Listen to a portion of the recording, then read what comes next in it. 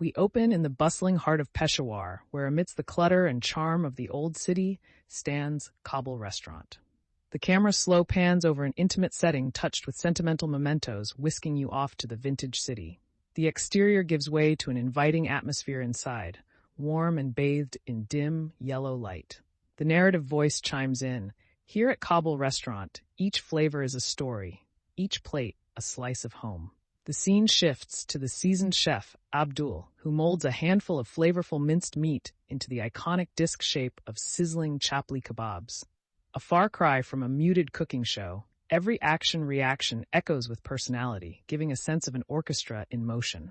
As the kebabs sizzle and dance, releasing tantalizing wafts of irresistible aroma, our main character, Javed, walks in with his friends.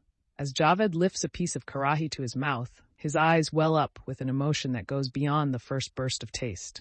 He exclaims,